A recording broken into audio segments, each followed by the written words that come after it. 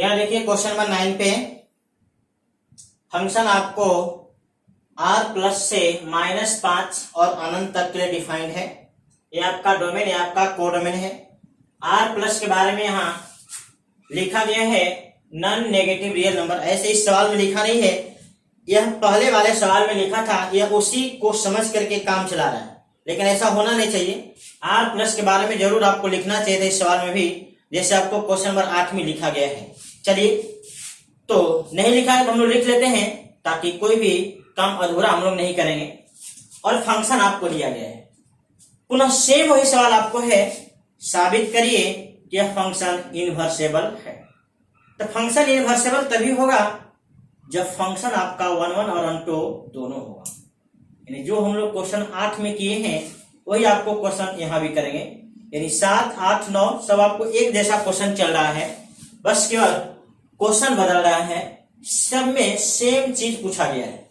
तो हम लोग क्या करते हैं, सबसे पहले 1 1 के लिए काम करते हैं। हम लोग लिखेंगे late x1 and x2 belongs to domain of f। x1 x2 function f का डोमेन का कोई दो सदस्य है, इसलिए x1 पर इसका वैल्यू निकालते हैं तो हो जाएगा 9x1 का square plus 6x1 minus 5 and f(x2) 9x2 का स्क्वायर 6x2 माइनस 5, ये दोनों निकल गए। अब हम लोग क्या करते हैं, इन दोनों वैल्यू को इक्वल करेंगे और शर्त देखेंगे कैसा निकलता है। तो f(x1) बराबर f(x2), यहां वैल्यू बैठाइए 9x1 का स्क्वायर 6x1 माइनस 5 और इधर 9x2 का स्क्वायर प्लस 6x2 माइनस 5। यहां से 5 5 कैंसिल हो गया, तो आप यहां लिखेंगे 9x1 का स्क्वायर 6x1 9x2 और 6x2। अब देखिए बहुत लोग यहाँ पे कैलकुलेशन मिस्टेक कर देते हैं। करते क्या है, 6 को 6 से कटा देंगे, 9 को 9 से कटा देंगे और इसमें x1 बराबर x2 लास्ट में कर। जैसे आप ऐसे करेंगे तो आपका ये मिस्टेक हो जाएगा, आप ऐसे नहीं कर सकते हैं। आप तभी कटा पाएंगे जब फाइनली आपका कॉमन होता है। तो आप इसमें करेंगे क्या, स्क्वायर वाले पद को एक तरफ और जो स्क्वायर वाला नहीं उसको दूसरी तरफ कर दीजिए। आप यहां से लिखिए 9x1 स्क्वायर और उसको इधर लेकर आइए माइनस में 9x2 स्क्वायर और इधर 6x2 और माइनस में 6x। अब आपको यहाँ पे 9 कॉमन और यहाँ पे 6 कॉमन है, साथ ही साथ एक फॉर्मूला सेट है x1 का स्क्वायर माइनस x2 का स्क्वायर मतलब a स्क्वायर माइनस b। हम लोग अगला स्टेप में क्या करते हैं, 9 कॉमन ले लेते हैं और आप फॉर्मूला सेट कर देते हैं a square minus b square. तो लिखेंगे x1 प्लस x2 और x1 माइनस x2 और इधर 6 कॉमन x2 माइनस x1। ठीक, तो यहां से क्या हुआ, ये दोनों कटेगा, नेगेटिव का फर्क हो जाएगा। तो यहां से मिला और 6 और 9 भी कटेगा आपस में, तो मिल जाएगा आपको 3 से कटा दीजिए तो 3x1 प्लस x2 बराबर में हो जाएगा माइनस। इसका मतलब आपको x1 प्लस x2 बराबर हो गया -2/3। देख लीजिए x1 x2 आपको नॉन नेगेटिव रियल नंबर है, यानी ये दोनों में से कोई नेगेटिव नहीं है। तो जब दोनों में से कोई नेगेटिव नहीं है तो इसको जोड़ने पे क्या कभी नेगेटिव आएगा, आप लिखेंगे इट इज इम्पॉसिबल।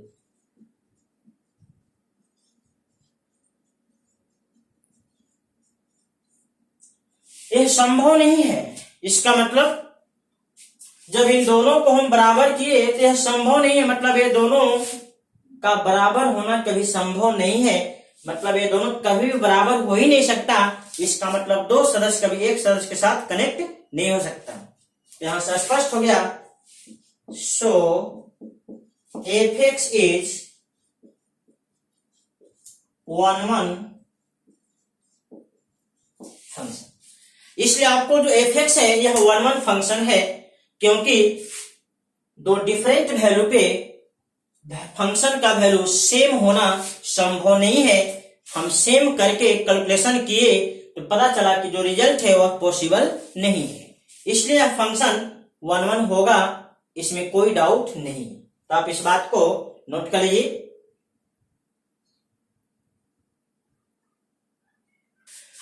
पुनः अभी हम लोग 1-1 साबित किए हैं।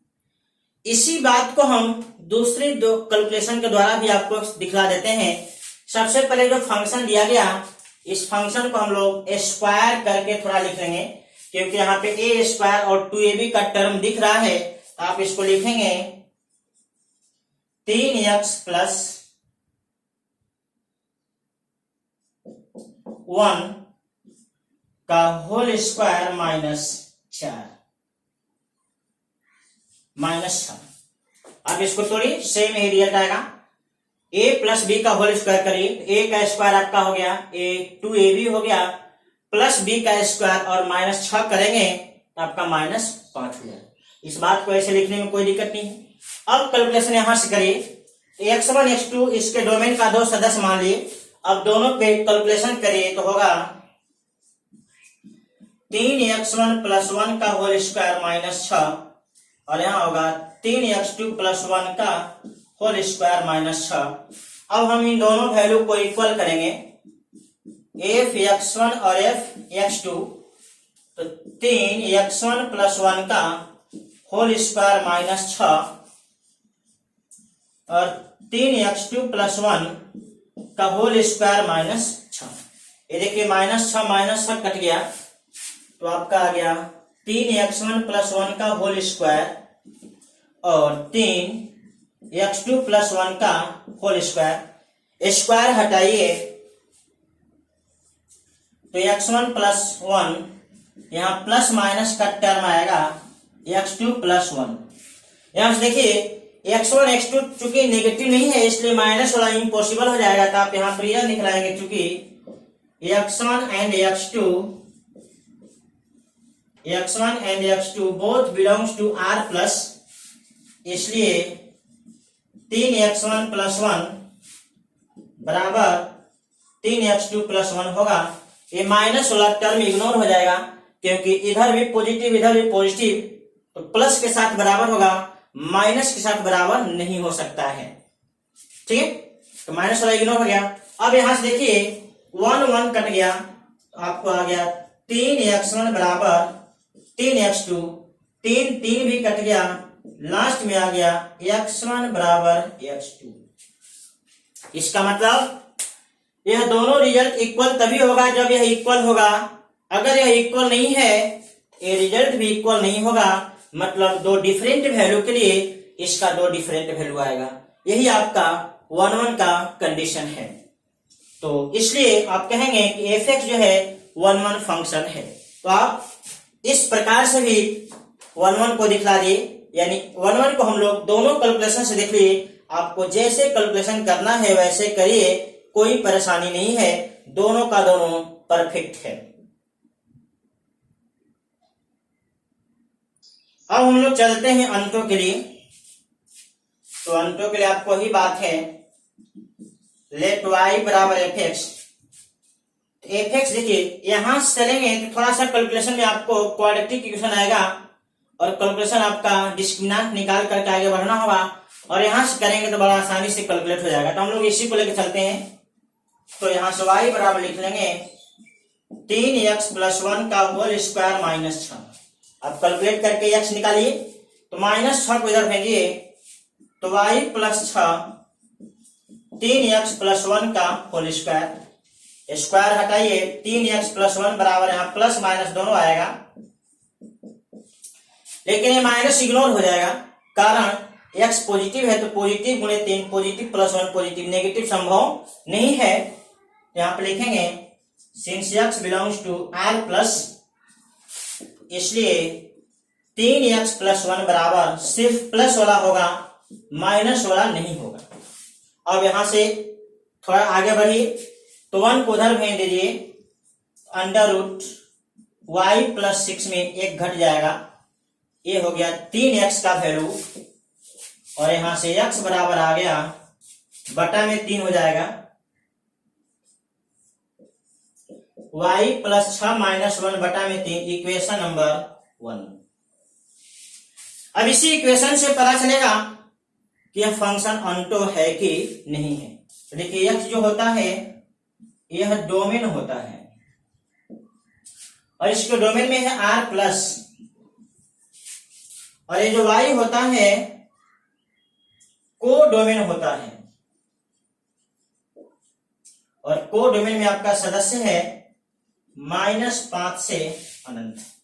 अब यहां पे जांच करिए कि को डोमेन के वैल्यू समीकरण 1 को सेटिस्फाई करता है कि नहीं करता है। तो जांच करिए, -5 यहां बैठाइए तो यहां 1 आएगा, और 1 का वर्गमूल 1 होगा, 1 में 1 घटेगा 0, 0/3 0 होगा, 0 इसमें मिल जाएगा, इसमें केवल नेगेटिव संख्या नहीं मिलेगा। -5 से बड़ा कोई संख्या बैठाइए, इस रूट के अंदर 1 से बड़ा संख्या होगा, और 1 से बड़े संख्या का रूट 1 से बड़ा होता है, और 1 से बड़ा में 1 घटाएंगे पॉजिटिव होगा, और पॉजिटिव में 3 से भागा देंगे ऑलवेज पॉजिटिव होगा। मतलब एक क्लियर है कि को डोमेन के सभी सदस्य जो हैं इक्वेशन 1 को सेटिस्फाई कर रहा है, यानी आप यह बात कह सकते हैं कि को डोमेन का सभी सदस्य डोमेन में जुड़ा हुआ है। तो अब इस बात को लिख लीजिए। लिखने का सेम वही तरीका है जैसे आपको 1.2 में हम पूरा इट इज क्लियर दैट कर रहे थे, मतलब यह स्पष्ट है, समीकरण देखने से आपको यह स्पष्ट होना चाहिए। उसी प्रकार से आपको 7, 8 में भी किए, 9वां सवाल में भी वही बात लिख रहे हैं। तो लिखेंगे इट इज फ्रॉम इक्वेशन 1, लिखेंगे from equation 1 it is clear that all elements of codomain are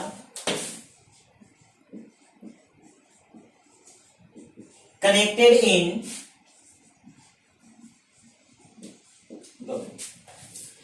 equation 1 से स्पष्ट हो गया कि को डोमेन के सभी सदस्य डोमेन में कनेक्टेड है, इसका मतलब यह फंक्शन ऑनटो है। लिख लीजिए, इसलिए f(x) इज ऑनटो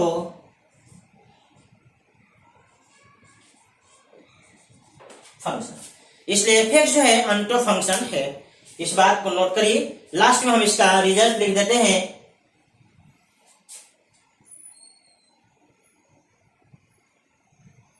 तो लास्ट में हम लोग रिजल्ट लिख लेते हैं। तो लिखते हैं hence f(x) is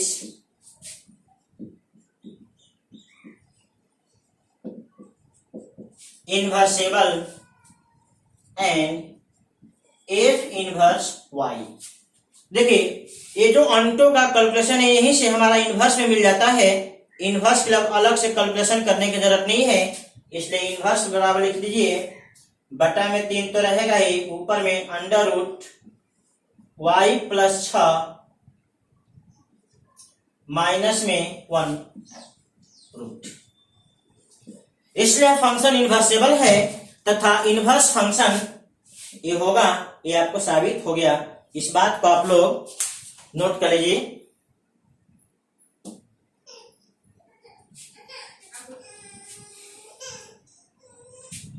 question number 10 पे आ जाइए।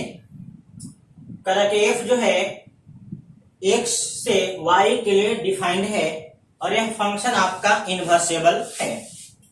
तो हमें साबित करना है कि फंक्शन f का जो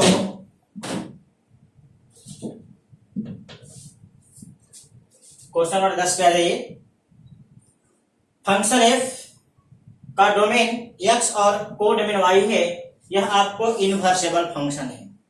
इनवर्सेबल मतलब आप समझ रहे हैं कि 1 1 अनटू है। तो आपको साबित करना है कि f का यूनिक इनवर्स होगा, मतलब f का जो इनवर्सेबल है इनवर्स निकलेगा तो उसका एकलौता इनवर्स फंक्शन निकलेगा। ठीक, इस बात को हमें साबित करना है। तो हम लोग यहाँ पे मान लेते हैं late g1 and g2 are two inverse function of f।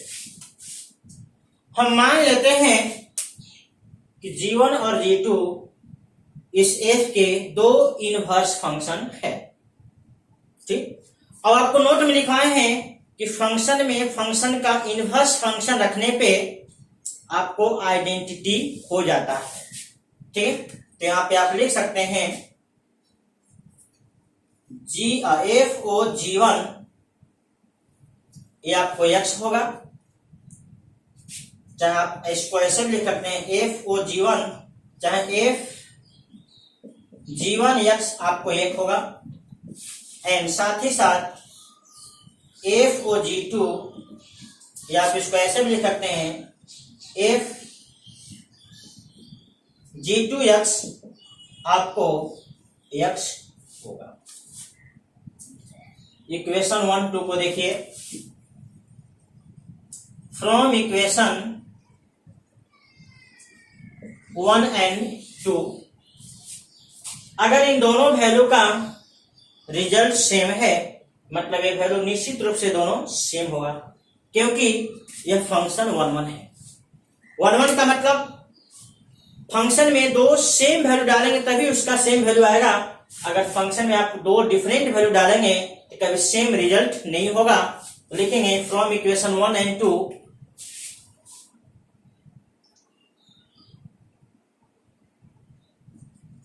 fx is 1 1, so g1x और g2x इक्वल। तो चूंकि यह फंक्शन 1 1 है इसलिए इक्वेशन 1 और 2 में यह फंक्शन 1 1 है, इसलिए ये दोनों इनपुट आपका सेम होगा, डिफरेंट नहीं होगा। यानी हम इसको दो डिफरेंट मान करके आगे चलने का प्रयास किए हैं, लेकिन लास्ट में कैलकुलेशन यह बता दिया कि ये दोनों डिफरेंट नहीं हो सकता है, ये दोनों हमेशा आपका सेम होगा, डिफरेंट नहीं हो सकता है। अतः आप लिख सकते हैं हेंस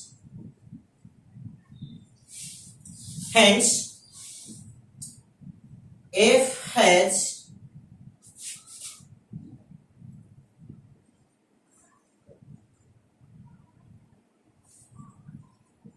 unique inverse function। अतः यह साबित हो गया कि f जो है f का यूनिक इनवर्स फंक्शन होगा, एक से अधिक इनवर्स फंक्शन नहीं हो सकता है। इस बात को आप लोग नोट कर लीजिए।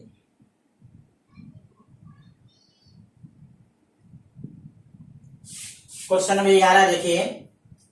फंक्शन f का डोमेन और कोडोमेन दिया गया, साथ में फंक्शन का इनपुट दिखा करके आउटपुट भी दिखाया गया और इसका इनवर्स आपको पूछ रहा है। तो क्या करते हैं, इसको हम एरो डायग्राम में दिखला देते हैं ताकि हर बात आपका स्पष्ट हो जाएगा। तो फंक्शन का डोमेन में 1 2 और 3 है और कोडोमेन में a b और c है। इसको सेट a और सेट b से डिनोट कर दीजिए, फंक्शन a से b को जोड़ दीजिए। अब यहाँ पे क्लियर है कि 1 रखने पे a आएगा, 2 रखने पे b और 3 रखने पे c। तो आपको देखिए यह फंक्शन 1 1 अंतर दोनों है। आप किसी भी फंक्शन का इनवर्स तभी निकाल पाते हैं जब वह 1 1 और अनटो दोनों होता है। आपको एरो डायग्राम एकदम स्पष्ट दिख रहा है कि यह 1 1 अनटो है, इसलिए इनवर्स मतलब उल्टा। तो इधर से इधर जाना फंक्शन है, इधर से इधर आना है आपका फंक्शन का इनवर्स है। इधर से इधर जब आएंगे यही आपका कहलाएगा एफ का इनवर्स फंक्शन। अब इसको थोड़ा सा सीधा करके दिखला देते हैं। तो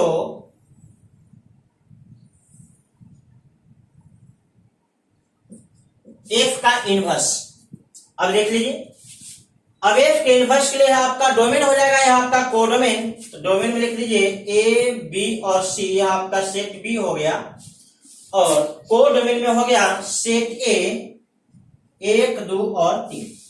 अभी आप इधर से इधर सदस्य को मिला रहे थे, अब उल्टा सदस्य को मिलाइए। जैसे एक ए से जुटा, अब कहेंगे कि ए जो है 1 से जुटा, बी 2 से और सी 3 से। यही आपका इनवर्स फंक्शन का रिजल्ट है। तो यह रिजल्ट आपको एरो डायग्राम में दिख रहा है। आप चाहें तो इसे और टेबलर में भी दिखला सकते हैं। आप इसे लिख लीजिए एफ इनवर्स ए बराबर 1, एफ इनवर्स बी बराबर 2 और एफ इनवर्स सी बराबर 3। यही आपका रिजल्ट है। तो आप इसको लिख लीजिए, चाहे आप इसको ऐसे भी लिख सकते हैं,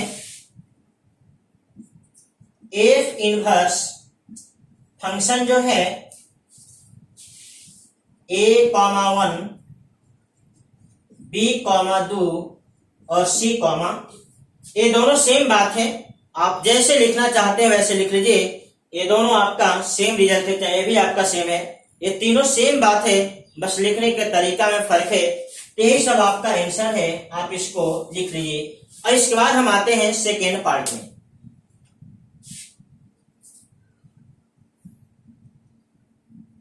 सेकेंड पार्ट में आप इसको पुनः लिख सकते हैं। जैसे आपको एक फंक्शन आपको दिखा, ए से बी में गया, 1 1 अनटो है, इसलिए इसका इनवर्स इसका उल्टा करके यहां लिखला दिए। हम मान लेते हैं कि एफ इनवर्स जो है यह फंक्शन आपका जी है। थोड़े समय के लिए मान लिए कि एफ इनवर्स जो है यह आपका फंक्शन जी है। आपको ये फंक्शन जी दिख रहा है, ठीक है। अब क्या करते हैं, यह फंक्शन जो जी है यह 1 1 अनटो दिख रहा है। इसके सभी सदस्य अलग अलग सदस्यों से जुटा तथा इसका सभी सदस्य जुटा हुआ है, तो इसका उल्टा आना फंक्शन जी का इनवर्स फंक्शन हुआ। आप कहेंगे कि यह फंक्शन जी का इनवर्स है, तो आप इनवर्स फंक्शन क्या दिखला दीजिए, 1 2 3 और ए बी और सी, सेट ए सेट बी, यह आपका जो है फंक्शन जी का इनवर्स है। फंक्शन जी का इनवर्स है, तो एक ए से कनेक्ट हुआ, ऐसे लिखिए। अब फिगर 1 और फिगर 3, ए है आपका फिगर 2। इन तीनों फिगर को देखिए, एरो डायग्राम को, ये दोनों एरो डायग्राम तो सेम है। ये दोनों एरो डायग्राम सेम है, इसका मतलब ये दोनों सेम फंक्शन होगा, क्योंकि दोनों का सेम इनपुट सेम आउटपुट। तो आप लिखेंगे फ्रॉम फिगर 1 और 3, तो लिखेंगे from figure 1 and 3 ji inverse बराबर एफ। फिगर 1 और 3 से यह स्पष्ट हो गया कि जी इनवर्स एफ आपको बराबर फंक्शन है। अब आप यहां माने हैं कि जी जो है एफ इनवर्स है, आप लिख सकते हैं जी के जगह पे एफ इनवर्स, आपको हो जाएगा एफ इनवर्स, यह जी है और इसका इनवर्स आपको एफ रूट।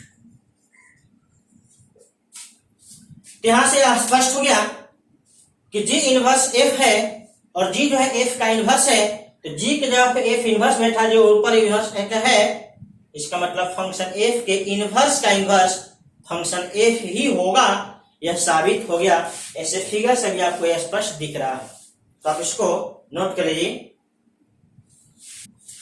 क्वेश्चन नंबर 13 पे आ जाइए। एफ रियल से रियल है और एफ एक्स बराबर 3 माइनस एक्स के पावर 3 का होल पावर 1/3 आपको फंक्शन दिया गया। हमें कैलकुलेट करना है एफ ओ एफ, मतलब फंक्शन में फंक्शन का इनपुट दे करके बताना है कि क्या रिजल्ट आएगा, और आपको 4 ऑप्शन दिया गया है। तो बहुत सिंपल सा है, कंपोजिट का बात है। एफ ओ एफ का मतलब है एफ एफ एक्स, मतलब यहाँ पे एफ का रूल क्या है पहले इसको देखना होगा। एफ का रूल है, इनपुट को देख करके हम लोग रूल डिसाइड करते हैं। तो अगर इनपुट एक्स है तो 3 माइनस इनपुट के पावर 3 का होल पावर 1/3, यहां लिखेंगे 3 माइनस इनपुट के पावर 3 का होल पावर 1/। अब चूंकि इनपुट एफ एक्स था और एफ एक्स का वैल्यू पता है तो इसको बैठा देते हैं। तो 3 माइनस, अब एफ एक्स देखिए यहां दिया गया है 3 माइनस एक्स के पावर 3 के होल पावर 3, यह आपका एफ एक्स है और इसका पावर हमें दिखलाना है 3, और बाहर में आपका 1/3 पावर तो है। एफ एक्स के जगह पे एफ एक्स का वैल्यू बैठा दिए और एफ एक्स का पावर 3 था तो पावर 3 कर दिए। अब देखिए ये पावर 3 आपस में कटेगा, अब आपका बचेगा ब्रैकेट के अंदर 3, देखिए माइनस है, इसको माइनस बना देगा और इसको प्लस बना देगा, और बाहर में 1/3 पावर, ये 3 पुनः कट गया और आपका हो गया एक्स के पावर 3 के पावर 1/3, पुनः आपका 3 पावर कट गया और रिजल्ट आ गया एक्स, यानी ऑप्शन नंबर समझ लीजिए। एफ एक्स आपका इनपुट है और एफ का नियम क्या है आउटपुट निकालने का, कि 3 माइनस इनपुट के पावर 3 का होल पावर 1/3। आपको इनपुट एफ एक्स है इसलिए 3 माइनस इनपुट के पावर 3 का होल पावर 1/3। पुनः एफ एक्स का वैल्यू बैठा दिए, इस मिडिल ब्रैकेट के अंदर एफ एक्स का वैल्यू है और मिडिल ब्रैकेट पे पावर 3 है क्योंकि यहाँ पे पावर 3 है और बाहर में तो 1/3 पावर है ही। ये पावर आपस में कैंसिल होगा और पावर 1 हो गया, तो पावर 1 से कोई प्रभाव नहीं पड़ता, और माइनस जब मल्टीप्लाई होगा तो चिन्ह आपका चेंज हो जाएगा। तो यहां से 3 कट गया, एक्स के पावर 3 का होल पावर 1/3 है, पुनः आपका पावर मल्टीप्लाई होकर 3 गायब हो गया, एक्स के पावर 1 दिखाई दे रहा है, एक्स के पावर 1 मतलब एक्स। तो आपका ऑप्शन नंबर सी ये आपका रिजल्ट है, इसको नोट कर लीजिए। नंबर 14 पे आ जाइए। आपको फंक्शन है, ये आपका डोमेन और ये आपका कोडोमेन और फंक्शन लिखा गया और कहा गया कि फंक्शन एफ का जो इनवर्स फंक्शन है वो आपका है फंक्शन जी, और फंक्शन जी आपको यहाँ डिफाइन किया गया। फंक्शन एफ के रेंज को इसका डोमेन बनाया गया और इसके डोमेन को इसका कोडोमेन बनाया गया। अगर ऐसा नहीं किया होता तो फंक्शन जी आपका गलत हो जाता, क्योंकि हो सकता है कि फंक्शन एफ के कोडोमेन के सभी सदस्य इसमें न जुड़े हों। जब नहीं जुड़ा होगा और आप फंक्शन यहाँ पे डोमेन में आप इस कोडोमेन को लिख देंगे तो यह फंक्शन नहीं रिलेशन बन जाएगा, फंक्शन का आना गलत हो जाएगा। इसलिए फंक्शन जी को फंक्शन बनाने के लिए फंक्शन एफ के रेंज को यहाँ पे डोमेन बनाया गया, फंक्शन के कोडोमेन को यहाँ पे डोमेन नहीं बनाया गया। ठीक, तो यहाँ से स्पष्ट हो गया कि फंक्शन जी का जब इनवर्स कैलकुलेशन करेंगे फंक्शन जी जो आएगा वो अब गलत नहीं हो सकता है। ठीक है, तो अब इसको कैलकुलेट करिए। कैलकुलेशन का आपका वही तरीका है, y बराबर एफ एक्स, और एफ एक्स का मान बैठा दीजिए। अब इसको समीकरण हल करके x का मान निकालिए। 3xy प्लस 4y बराबर 4x। अब x का टर्म एक तरफ कर लीजिए, तो 4x माइनस 3xy बराबर 4y, x कॉमन ले लीजिए,